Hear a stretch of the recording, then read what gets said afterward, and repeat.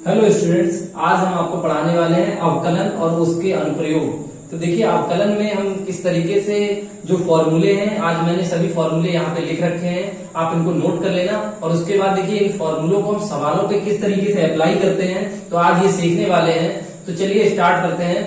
सबसे पहले देखिए लिखा हुआ है कि D over D X of अचर पद। अचर पद मतलब है कांस्टेंट वैल्यू।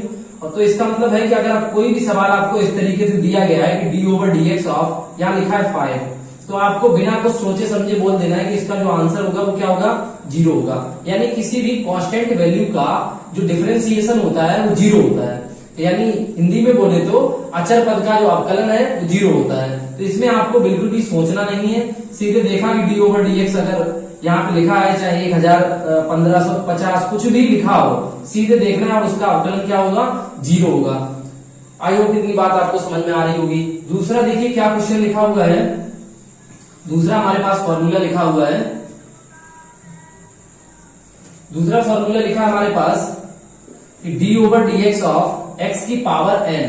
तो एक्स की पावर जब एन लिखा होगा तो पावर आगे आ जाती है और पावर में से एक कम कर देते हैं। तो यहाँ पे देखिए अगर हमने कोई भी फॉर्मूला किसी भी तरीके से हो सकता है, यहाँ पे एक्स स्क्वायर हो सकता है, D over D X of x cube हो सकता है, D over D X of x की पावर 5 हो सकता है, कुछ भी हो सकता है। बस आपको मेन चीज है कि सवाल जैसे फॉर्मूला है उसके अकॉर्डिंग क्वेश्चंस पे फिट कैसे करना है, आज सिर्फ इतना सीखना है। तो देखिए यहाँ पे लिखा हुआ एन, जो एन है पावर आगे आ जाती है, तो यहाँ पे 2 लिखा हुआ है, 2 कहाँ आ जाएगा आगे, और पावर में से 2 में से 1 घटा देंगे तो हमारे पास 2x क्या आ जाएगा, इसका अवकलन आ जाएगा। ऐसे ही एक्स क्यूब का क्या आ जाएगा, 3x स्क्वायर, पावर आगे आ जाएगी, पावर में से 1 कम कर देंगे, 3x स्क्वायर। एक्स पावर 5 का क्या होगा, 5x की पावर 4। तो इस तरीके से हम ये जो दूसरा वाला नंबर है, इस तरीके के सवालों को हम आसानी से तोड़ लेते हैं। दूसरी बात, अब देखिए थर्ड नंबर में अगर लिखा हुआ है, जैसे क्वेश्चन हमने कहा, देखिए किताबें और क्वेश्चन, किताबें बदलती रहेंगी, सवाल बदलते रहेंगे, लेकिन अगर हमने कॉन्सेप्ट सीख लिया, यानी अगर हमने फॉर्मूलों को अप्लाई करना सीख लिया, फिर चाहे कोई सी भी किताब हो, हमको कोई दिक्कत नहीं होने वाली है। तो मेरा बस मकसद इतना ही है कि सवाल बनाने वाले ने क्या सोच के सवाल बनाए होंगे कि फॉर्मूले में फिट ही तो करना है। तो बस हम भी कर सकते हैं ऐसे, तो आप भी सवाल बना सकते हो ऐसे। तो बस यही हमको सीखना है आज। तो देखिए हमारे पास लिखा हुआ है e की पावर x, तो e की पावर x का अवकलन क्या रहता है, e की पावर x। अब किस तरीके से सवाल हो सकता है, देखिए ऐसे भी सवाल हो सकता है कि डी ओवर डी एक्स ई की पावर एक्स स्क्वायर। ऐसे भी लिखा हो सकता है D over D X of e की पावर एक्स क्यूब। इस तरीके से भी लिखा हो सकता है। तो सिंपल सी बात है कि जब ऐसा सवाल मिले तो हमें पहले ये देखना है कि e की पावर x की फॉर्म में है ये।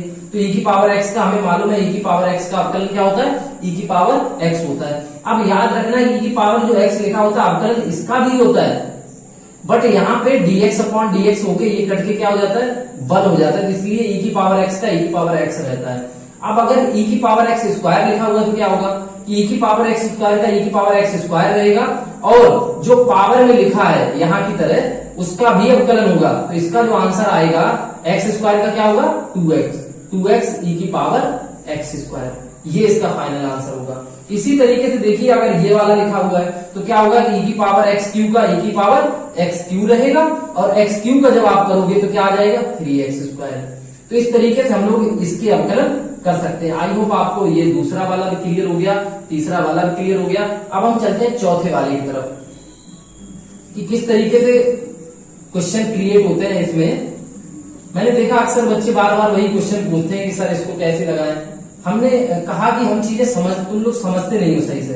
तो अब देखिए जो चौथा नंबर आपके पास लिखा हुआ है कि D over D X of A की पावर एक्स। ए की पावर एक्स, ए का मतलब है कि यहाँ पे कोई कांस्टेंट वैल्यू है। कांस्टेंट वैल्यू का मतलब क्या है कि यहाँ पे अगर मान लो 2 लिखा है, 3 लिखा है, 4 लिखा है, कोई भी वैल्यू लिखी हो सकती है, कांस्टेंट वैल्यू लिखी हो सकती है, यानी कोई भी नंबर लिखे हो सकते हैं। हमें मालूम है कि हमारे पास 2 राशियां होती है, एक चर राशियां, एक अचर राशियां, एक यानी हमारे पास वेरिएबल होते हैं और एक हमारे पास कॉन्स्टेंट होते हैं, कांस्टेंट वैल्यू होती है। तो देखिए 2 की पावर x का क्या होगा कि 2 की पावर x का 2 की पावर x रहेगा, और यहाँ पे होगा log 2। इस तरीके से हम इस सवाल को कर लेंगे। तो डी ओवर डी एक्स 5 की पावर x लिखा मिल सकता है, तो क्या करेंगे, तो भी सर वही करेंगे हम लोग, 5 की power x log 5 base e। ध्यान रखना, समझ में आ रहा है आप सभी को। इस तरीके से हम इस सवाल को कर लेते हैं, यानी आपको चौथा नंबर भी समझ में आ गया होगा। अब देखिए हम चलते हैं पांचवें नंबर की तरफ। पांचवा देखिए लिखा हुआ है D over D X of log x. तो लॉग एक्स का 1/x होता है। अब सवाल में पता क्या दिक्कत होगी, तो हो सकता है यहाँ पे एक्स स्क्वायर लगा दे, हो सकता है यहाँ पे एक्स क्यू लगा दे।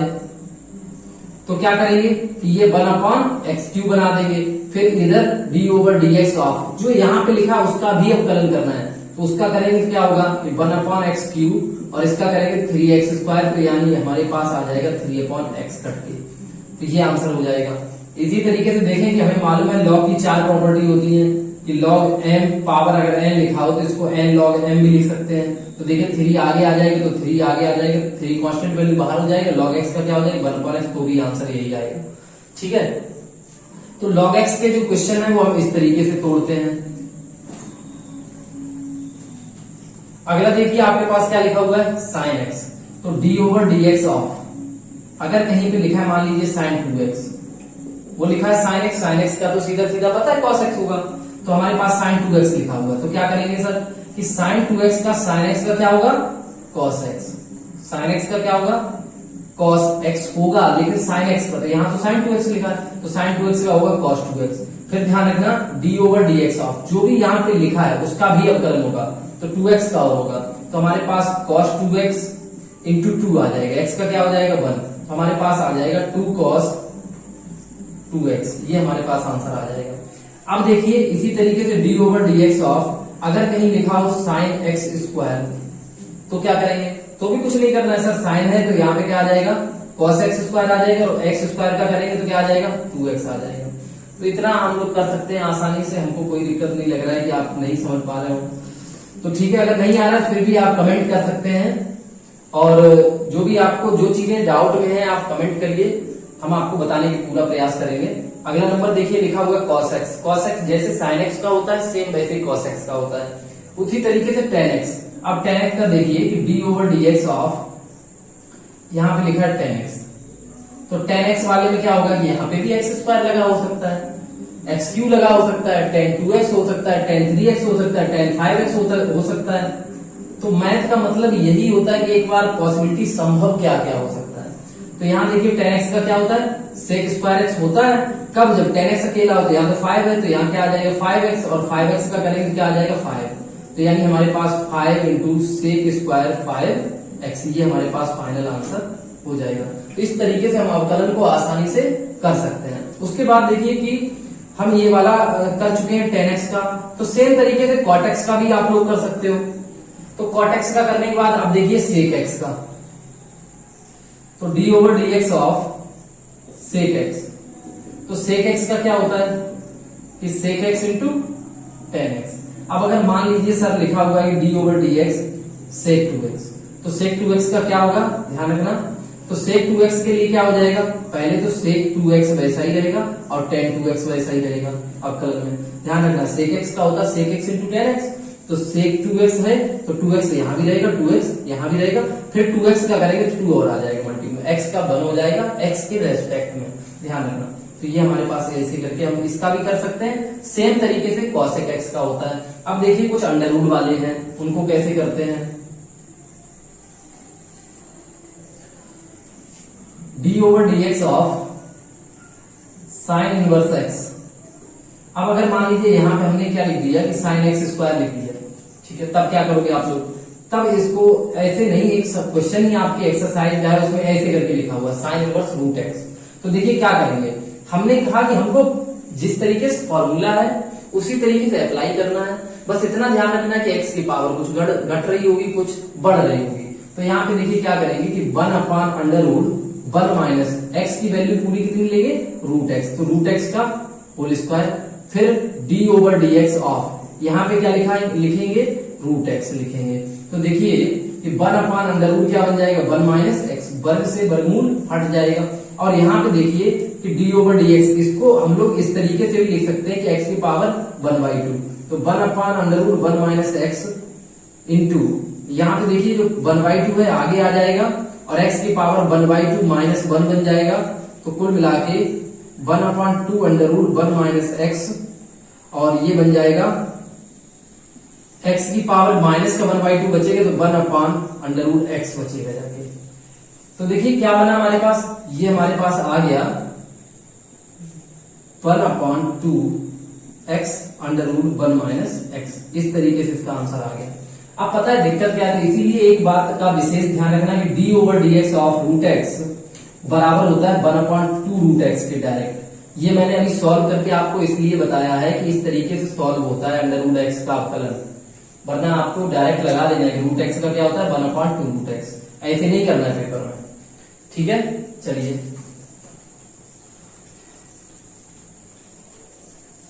अब देखिए हमने 12 नंबर कर लिया। सेम 12 की तरह आपको क्या करना है, केवल निगेटिव का ध्यान रखना है कि कॉस इनवर्स में क्या होता है, निगेटिव होता है। तो साइन का हो गया, कॉस का हो गया। आप चलते हैं पहले की तरफ। जैसे लिखा है कि d/dx of tan inverse x²। तो क्या करेंगे, देखिए 1/1 प्लस x की वैल्यू क्या है x², तो x² का होल स्क्वायर हो जाएगा। फिर इंटू d/dx ऑफ, जो भी यहाँ पे लिखा उसका अवकलन जरूर होता है। अब x लिखा होता है तो 1 हो जाता है, जब x² लिखा होगा तो कुछ और होगा। तो देखिए ये हो गया 1 प्लस x की पावर 4 इंटू क्या हो गया 2x। ये हमारे पास फाइनल आंसर हो गया इसका, ठीक है। तो हमारे पास tan का भी क्लियर हो गया, cot का भी क्लियर हो गया। इसी तरीके से sec का देख लीजिए, sec इनवर्स x का अवकलन कैसे करते हैं।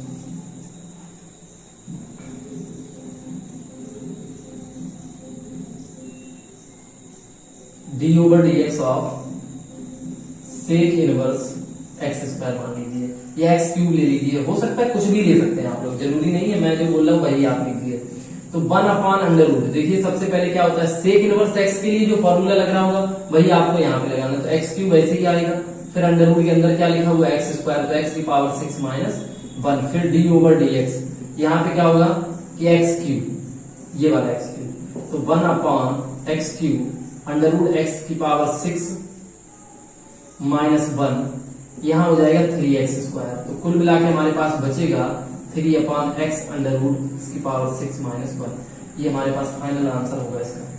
तो देखिए ये आसान से क्वेश्चन होते हैं कि ऐसा नहीं है बहुत कठिन होते हैं, बट है क्या कि हम लोग फॉर्मूला याद नहीं रहता है, और फॉर्मूला याद भी रहता है तो अप्लाई करना नहीं बैठा पाते हैं, सही से अप्लाई नहीं कर पाते उस पर। तो देखिए हमारे पास ये हो गया, ये भी हो गया। अब इनको हमें थोड़ा विशेष कर ध्यान देना है कि d/dx ऑफ, अब जैसे कोई सवाल लिखा हुआ है x sin इनवर्स x, तो क्या करेंगे कि एक को हम लोग u मान लेंगे और एक को मान लेंगे v। एक को u मान लेंगे, एक को v। तो हम क्या करेंगे, हमने पढ़ रखा है कि जब दो फंक्शन, दो फलन गुणा के रूप में लिखे हो, दो फंक्शन। और एक बात ध्यान रखना भाई की बड़ी आपको ये समाकलन में भी काम आएगी, अवकलन में भी काम आएगी कि जो फंक्शन है हमारे कितने तरीके के होते हैं, 5 तरीके के होते हैं। कौन कौन से, आइलेट पढ़ रखा होगा आपने। आई से होता है हमारा इनवर्स फंक्शन, एल से लॉगरिथमिक, ए से अलजेब्रिक फंक्शन, टी से ट्रिगोनोमेट्रिक, ई से एक्सपोनेंशियल। ई की पावर वाले, ई की पावर वाले, ये ट्रिगोनोमेट्रिक, ये अलजेब्रिक, x² x³ इस टाइप से।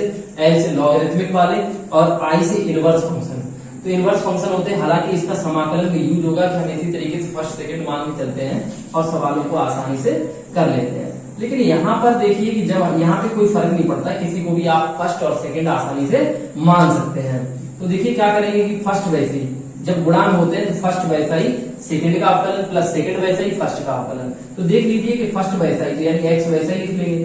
फिर d/dx ऑफ ऐसे करके लिखेंगे साइन इनवर्स x, फिर प्लस साइन इनवर्स x लिखेंगे और बनेगा dx/dx।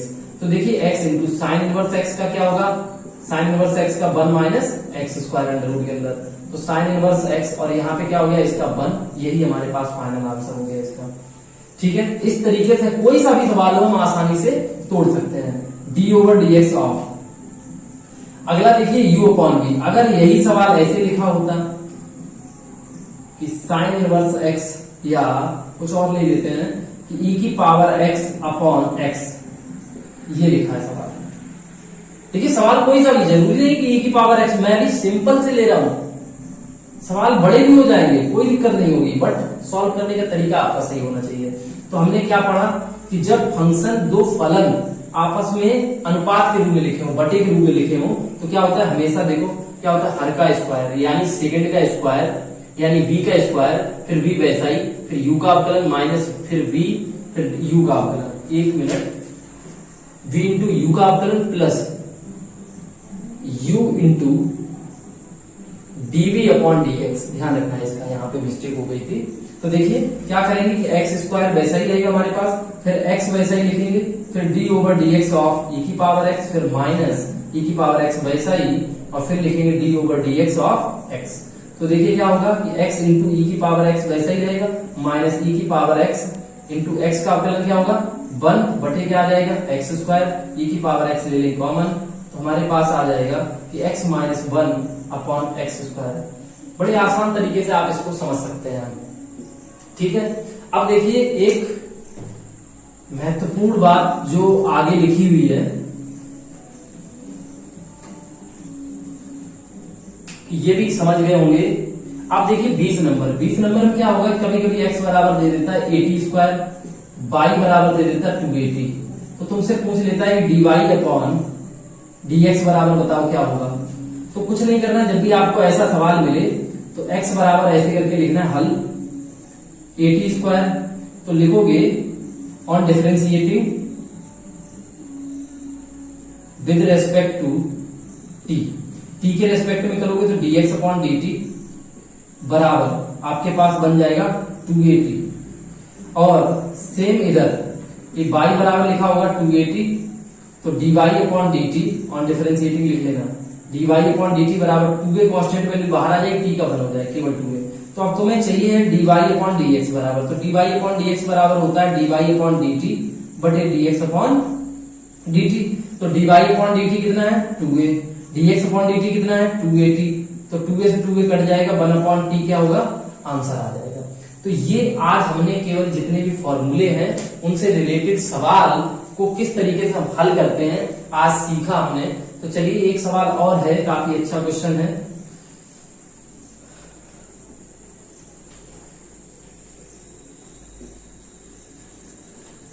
देख लीजिए, जैसे अगर हमने सवाल लिखा कि x बराबर a theta plus sine theta और y बराबर a 1 माइनस कॉस थीटा, तो क्या करेंगे, हमको dy अपॉन dx बराबर बताइए क्या होगा, ठीक है। तो क्या करना है आपको कि dx अपॉन d थीटा निकालना है, तो dx अपॉन d थीटा के लिए a बाहर आ जाएगा, थीटा का थीटा के सापेक्ष अवकलन 1 हो जाएगा, प्लस साइन थीटा का क्या होगा कॉस थीटा हो जाएगा। ऐसे यहाँ पे देखिए कि dy अपॉन d थीटा जब आप निकालोगे तो बनेगा a कांस्टेंट बाहर आ जाएगा, 1 का 0 हो जाएगा, कॉस थीटा का क्या हो जाएगा माइनस साइन थीटा, तो एक ये माइनस है और एक ये माइनस है, तो प्लस का आ जाएगा, तो dy अपॉन d थीटा बराबर क्या आ जाएगा a साइन थीटा। तो इसी तरीके से dy अपॉन dx बराबर जब आप निकालेंगे तो dy अपॉन d थीटा बटे dx अपॉन d थीटा बोले तो आपके पास आ जाएगा a साइन थीटा बटे a 1 प्लस कॉस थीटा। तो a से a कट जाएगा, अगर इसको हम लोग लिख लेंगे 2 sine theta upon 2 half angle में कॉस थीटा अपॉन 2, और इसको जब 1 को कट करना होगा तो हम लोग लिखेंगे 1 plus 2 cos square theta upon 2 minus 1 से 1 कैंसिल आउट, 2 से 2 कैंसिल आउट, एक बार से कॉस कैंसिल आउट, तो हमारे पास बन गया tan थीटा अपॉन 2।